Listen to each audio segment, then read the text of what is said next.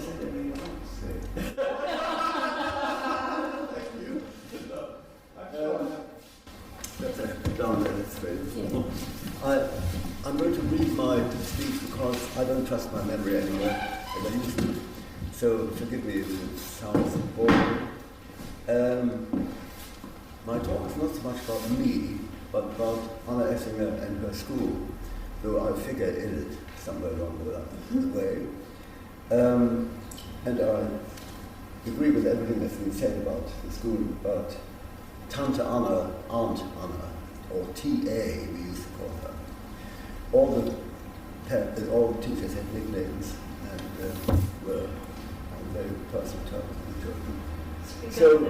So, no, sorry.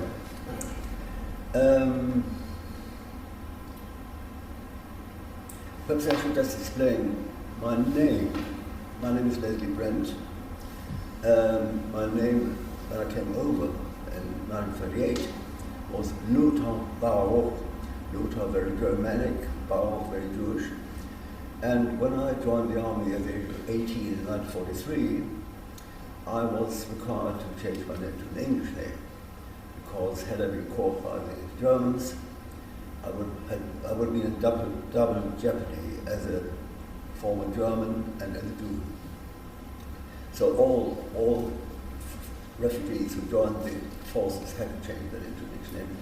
When I came out, I had the choice of returning to my original name or sticking to my name, by which I was known by many people by that time.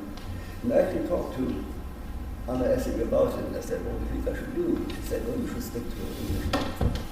But about 50 years ago, I inserted informally, not legally, the name Baruch as my second name, because I always felt very guilty about having seemingly rejected my family, which I certainly hadn't. That was not the intention. So I now call myself Leslie Baruch Brent. Anna Essinger, or Tante Anna, or TA, as she was affectionately called by both her staff and her pupils, was a very remarkable woman, as you've heard already from Daniel. Although she's revered in educational circles in Germany, where 3 schools have been named after her, one quite recently in Berlin, the others are in Ulm.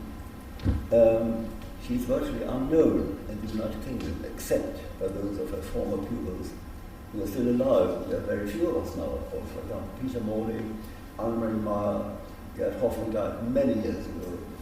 There are not all that many left. A dwindling band. And I'm trying to do something about that, and I'd like to discuss it. There you go. I have a thinking. She was born in Ulm in 1879, so light years away from where we are now, as the eldest of 9 siblings, and she died in Kent in 1960. Her then surviving 2 sisters, Bertel Kahn and Paula Essinger, asked me to give the oration at her cremation, and this is what I said. The death of Anna Essinger will be deeply mourned by her many relatives and friends all over the world, not least by those of us whose fragmented lives she helped to rebuild Landscourt. She was a remarkable woman who will be remembered with affection, gratitude, and admiration. TA devoted herself single-mindedly to the cause of education, and she saved, and the saving of young lives from the persecution of Nazi Germany. And in this she was sustained by an unshakable faith in the idea of human progress. Her part in Quaker relief work in war-torn Germany after the First World War was characteristic of her whole life. She was incapable of hating. I should be tempted to describe her as a perfect example of scientific humanism in its highest sense, were it not for the fact that although TA was always anxious to keep in touch with modern scientific developments, she steadfastly remained an endearingly unscientific person. We didn't have laboratories in the school, so physics and chemistry were not taught. Biology was the only scientific subject. And it's surprising how many of us later became doctors, pathologists, scientists. Pardon? They yearn to catch up. Above all, she had the courage of her convictions, as instant in this simple ceremony. Although she was by no means an atheist and was forever conscious of her Jewish roots, she found herself unable to accept the dogma of any one religion, neither in life nor in death. Those of us who watched her struggle against blindness and failing health have had cause to admire her tremendous courage. Without the unceasing loyalty and care of her sister Tante Paula and Bertel Kahn, the last years would have been infinitely harder for her to bear. Our grief at her passing will be tempered by the knowledge that Anna Essinger has truly had the satisfaction of realizing the fulfillment of her life's work. That's what I said in 1960, when I was a young man. You're still a young man. My father, when I grew always said, it's the 99-year-olds that are the old ones.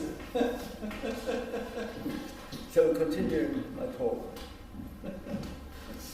T.A. had spent 20 years in America, where she gained a degree in German studies and an MA in education. She returned to Germany after the end of World War I and worked with the Quakers, who had become a great influence in her life. She spent some years in humanitarian work in war-torn Germany, where she persuaded many authorities to set up special kitchens to feed hungry children. In 1912, her sister Clara Weinersheimer had established an orphanage in Herlingen, near Ulm, a small village in Herlingen, which she converted to a Landschulheim, a boarding school, in 1925. T.A. became the headmistress, and her sister Paula, a trained nurse, became the school nurse and housekeeper. Her role is very underrated on the whole, but she was an important person in the school. We had an isolation hut, a sort of little hospital, where she ruled supreme, and people hated going there. She was very strict and not very popular, but she was a very good nurse. Basically, a very lovely woman. Having become very interested in progressive education in America, and having been influenced by Montessori ideas, she ran the school on very progressive lines, as you've already heard from Daniel, devolving much responsibility to the children and requiring them to take a full part in school life, including practical work, a lot of practical work every day, every afternoon. Teachers were known by their first names and were regarded as friends rather than authoritarians, even though T.A. herself could be quite a stern disciplinarian. The school was co-educational and interdenominational. There was a sprinkling of English pupils, which gradually increased as after the war, and parents and so on. And there was a minimum of rules and regulations. It was conducted very much as a large family. T.A. thus introduced the concept of reform pedagogy into Germany, as did Zylbersztajn, roughly the same time, not many miles from Ulm. In England, T.A. had much in common with A.F. Neal's school in Suffolk, and you were familiar with that, and with Darton Hall School in Devon. Though Darton Hall School was led on far more extreme lines that eventually led to its closure. Great scandals, sexual scandals, drugs and stuff, nonsense, because there was no discipline there whatsoever.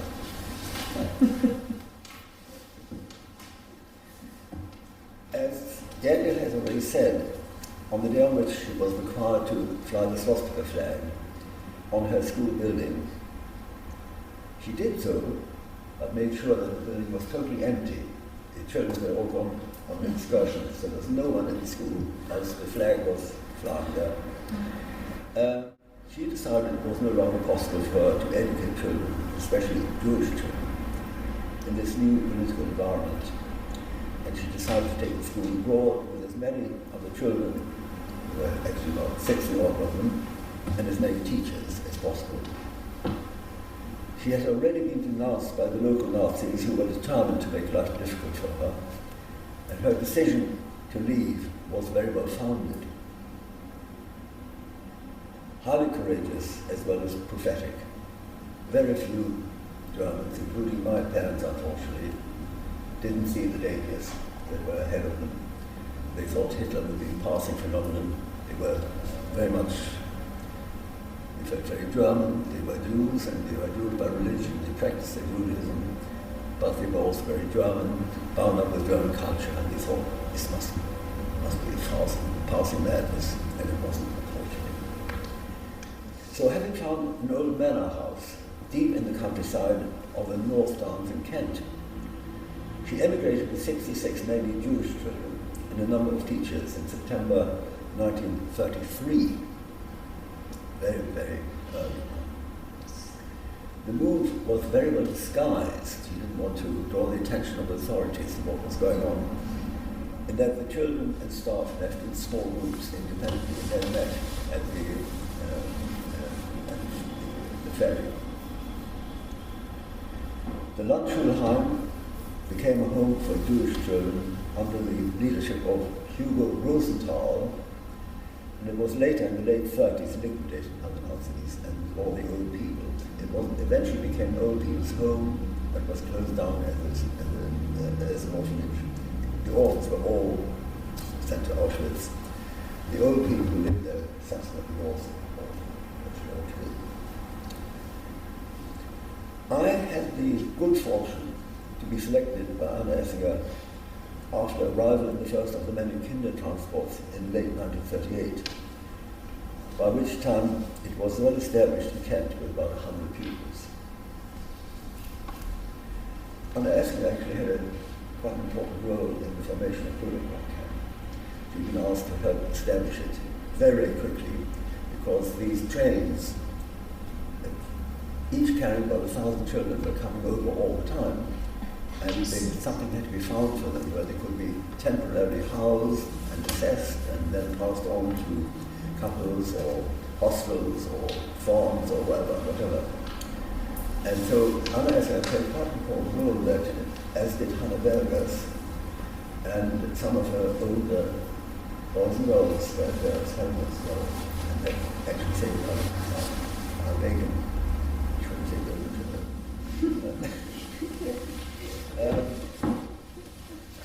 So I had the good fortune to be selected by Anna Essinger. I playing table tennis, called ping pong in those days, and I played with an older boy who was a pupil in the school. He told me about the school and said, well, maybe you'd like to go there. And I said, yes, I think I would.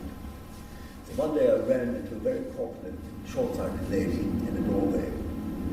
She picked me up by my hair and looked down at me and said, and who are you? I said, my name is Lothar Baruch. She said, well, would you like to come to my school? She must have been briefed by this boy. And I said, yes, please. 3 weeks later, I went to school.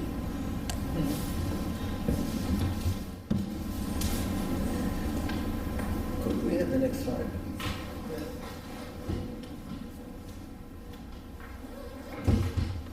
That's the right one? No, it's not actually. Oh, that's something. One, do you that, yes, that's right. Yeah. Yes, that's it. But the main house was an imposing building. You can see that. It's somewhere. Wait, let me find out. Yeah, there we are. In the winter time, there and so on. It was an 18th century manor house with large grounds and large field which was converted into a playing field, and gardens, vegetable gardens, a pond, and water gardens, outbuildings, workshop. It was actually ideal. And she was very fortunate to find it and leased it with the help of Jewish friends in this country. And Norman Bentridge, who may or may not be known to you, was a very prominent person in England at the time, and he was very instrumental in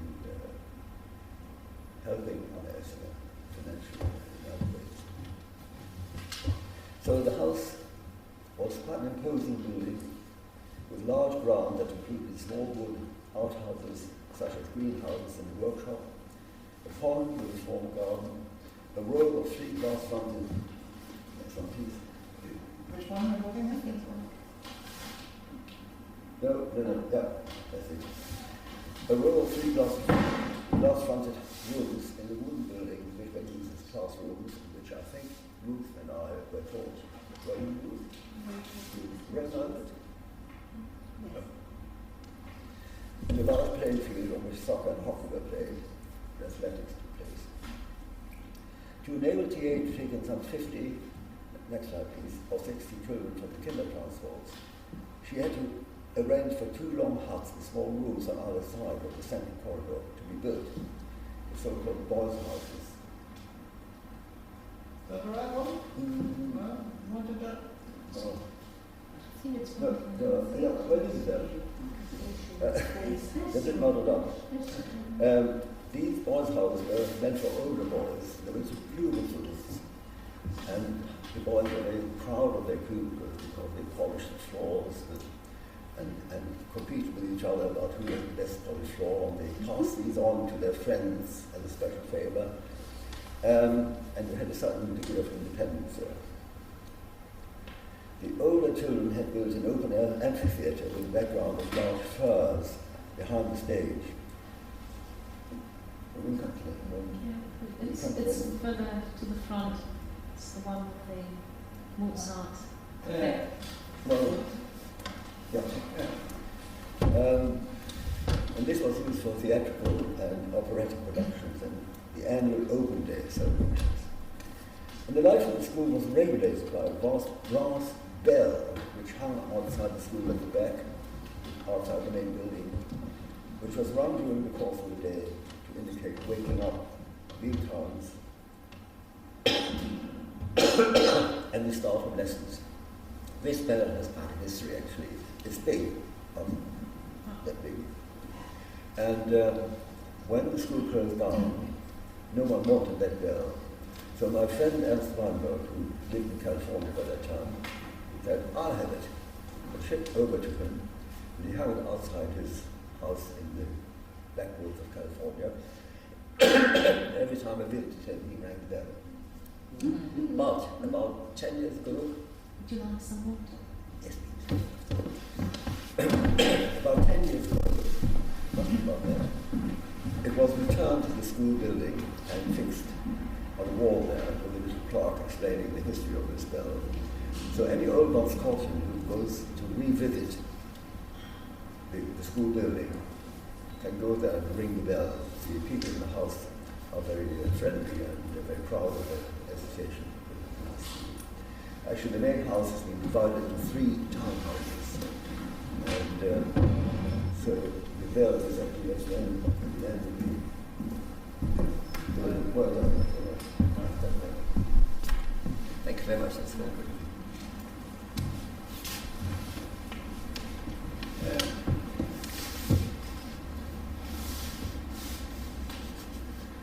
For someone such as myself, having spent the last 2 years of my life in a hostile Germany in a Jewish boys' orphanage where my parents had sent me to for safekeeping when the persecution in my hometown became too unbearable, Bundscourt was paradise. Had it not been for my separation from my family, who was stranded in Germany, I would have been blissfully happy. And I was indeed happy to be in this new liberating environment, which was in stark contrast to the very rigid German school routine. I made lifelong friends, and some of the teachers, all known by their first names, were like parents to me. Actual chorus, okay. The non-Jewish German cook, who could have gone back to Germany when war broke out, but decided that her loyalties were with the school and she wanted to stay with the school, and did so throughout the war. Called Gretel Heid, known as Heidche. Well, she was my earth mother, and she was a lovely woman, everyone loved her, and she loved many children, not just me. And we kept in contact with her after the school closed down. She moved to London and had regular sessions with the Bullbus Squatters. She cooked delicious cakes, of course, naturally. She was a wonderful cook because she had to deal with wartime rations and provided some really excellent food. In fact, when the school moved to Trench Hall, she was interned for some time, and somebody else took over the cooking, and the standard plummeted. And so some boys who said they used to go to the fields and eat raw what were they? Turnips. Yes. I think that's exactly it. But the food suddenly, the quality was dropped enormously until she came back from the internment. So she sent me food parcels in rationed England to me after joining the army in mid-1943. I was perfectly well fed in the army, of course. And Hannah Bergers, who was mentioned already, she was called HB because it's HB in German is HB. She became my intellectual mother, who presented me with 4 tiny volumes of War and Peace, Tolstoy's War and Peace, which was able to slip into the back pocket of my battle dress, one at a time. And when we came to in the army, when you were trained, you fall out every 45 minutes, 50 minutes, have a 10-minute break for smoking. When I didn't smoke, I took up my War and Peace and read it. My fellow recruited soldiers all thought I was totally bad. Hans Meyer and Hannah Goldschmidt, Marlan and Hargu, respectively, Zylbersztajn, small teacher, geography teacher. 2 became very lifelong friends, also both dead, I think all dead now. And I greatly admired the 2 English teachers who taught me English and biology, and thus prepared me well for my later career. It was part of TA's philosophy, but also the economic necessity, that all children had to be engaged in some form of practical work. The school was always on the edge of bankruptcy, and was therefore dependent to some degree on the work done in the house, the kitchen, vegetable gardens, the feeding chickens, you've got something like that. The linen room and elsewhere by the children. A list was put on each day, we could put our names downward as to where we wanted to work. And I spent most of my time in the kitchen with my children, and in the wood workshop with the wire line, and the garden with the gardener.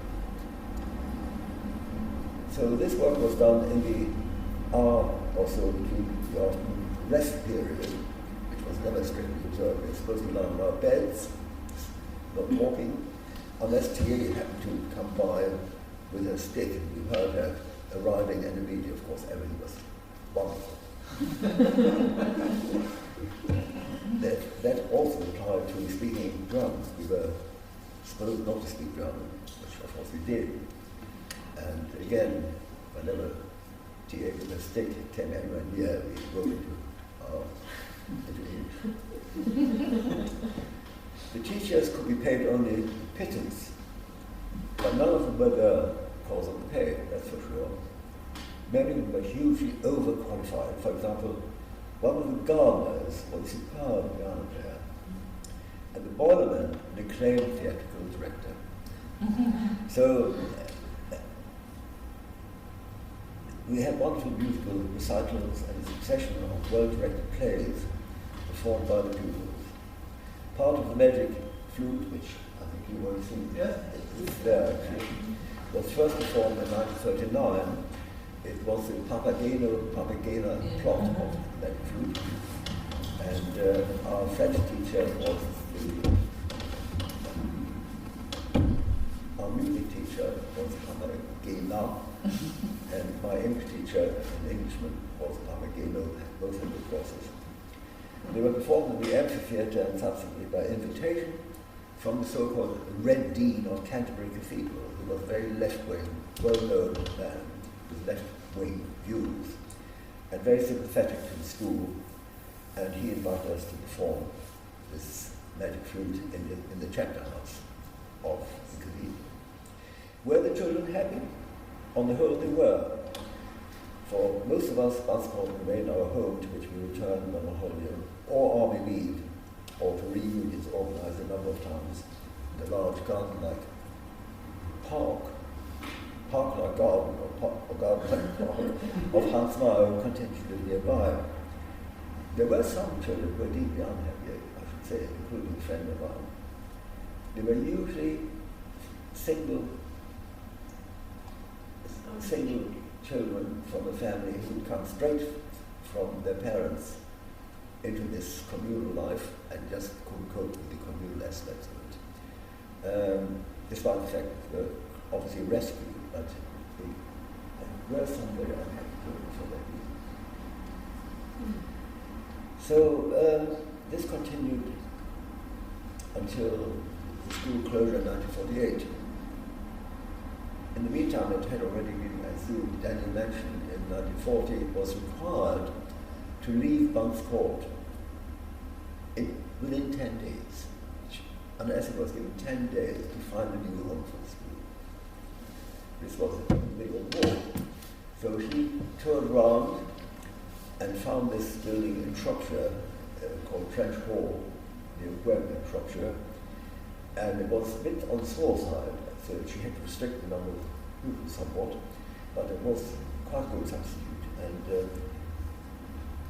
eventually the school was, as we mentioned, returned to Bunscourt in 1945. It was very dilapidated because the army had occupied it. There was a lot of damage, which was made good by Marla and the older boys, and some professional probably as well. And it continued until 1948 when the school ran out of money. TA was virtually blind. TA was virtually blind and unable to continue, and a suitable successor could not be found. And they restored it. She did find a successor, very well qualified man, a very nice man, excellent ideas. I liked it very much. And he took over for a short period of time. You know about that. Yes, yes. His name was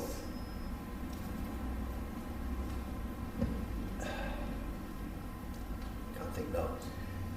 He was in charge of the school for about 6 months.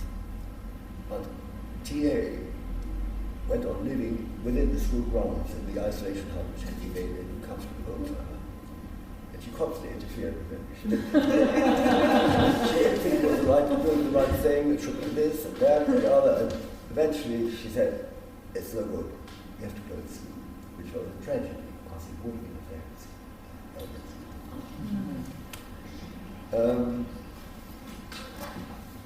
It had also become more and more difficult to find the staff devoted enough to live in the middle of nowhere in a very small sanctuary. But the main purpose of the school had by then been fulfilled.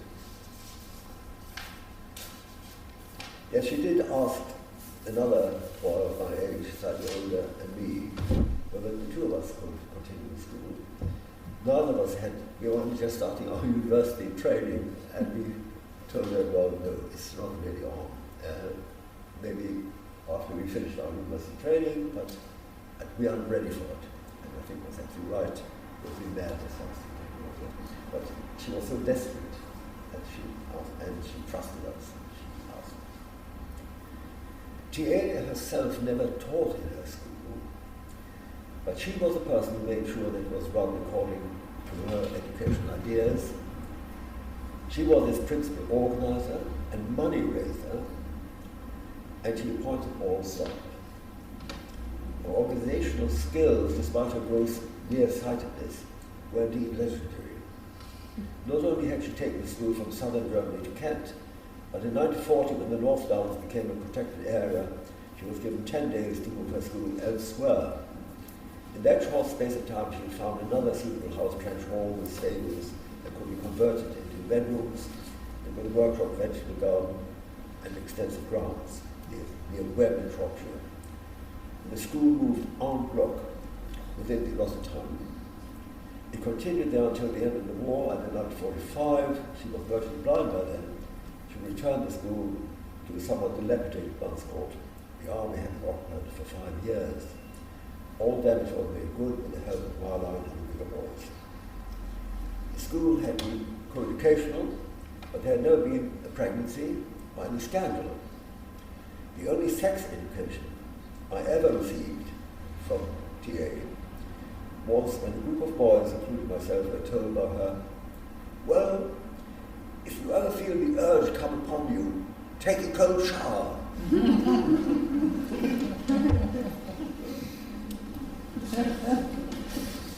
What more could one ask for?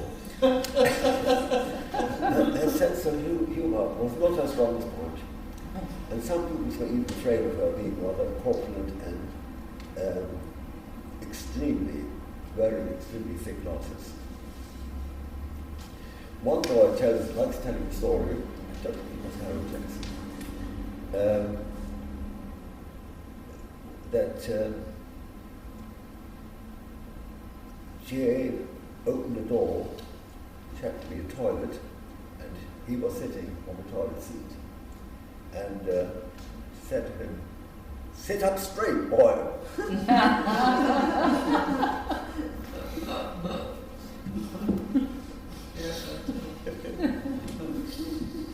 TA spent the last years of her life in what used to be the isolation hut, which was converted into a comfortable home for her and her sister Paula. By that time she was virtually blind, knitting and listening to the radio and being read to by friends such as myself were her chief entertainments. She was indeed a remarkable woman, and she was hugely admired. Although she had the honour of having an entry in the Oxford Dictionary of National Biography, and a number of articles have been published about her, it is very sad that she is largely unknown in this country. I'm currently trying to persuade the Association of Jewish Refugees to devise a plaque in her honour, and find it a very uphill task. She was not overtly Jewish, didn't practice Judaism. She was not part of the Jewish community, and I think they look at her askance somewhat, but the matter is still in progress. I do want to finish up by saying that I would like to connect the Kindertransports with what's happening at the present time. The Chamberlain government had been persuaded very hard by Jewish and non-Jewish organizations, and by the Dutch Quakers played quite an important role, and by an MP, a woman MP called, Eleanor Rathbone, thank you very much. Wonderful. Eleanor Rathbone, a wonderful woman who took great interest in the refugee situation. And so pressure was brought on the government, and the government really took that in, and permission was given for any number of children to come over unaccompanied, provided that each child, a safeguard of £50 was paid for each child, which in those days was quite a lot of money, and provided that the children went on from England to other countries after the war. A requirement which no one took any notice of course, naturally. But it is in stark contrast to what's happening at the moment, and I myself feel very, very aggrieved and disappointed and upset. I attended 2 demonstrations in which I was asked to speak. They were rather small demonstrations because they were organised by the socialist worker, and I think probably very badly advertised. But one was outside the Kindertransport Memorial in Liverpool Street Station very appropriately, and Lord Dobbs was the man who proposed the amendment in the House of Lords, which the government accepted, allowing up to 3,000 children, unaccompanied children from Calais in France, to be admitted to this country, something which was never honoured at all. I think about 200 children have so far been admitted. So I find that very disappointing and sad, and I must say, although I was very proud of my British nationality, I sort of feel, oh well, here we go. So I will now finish.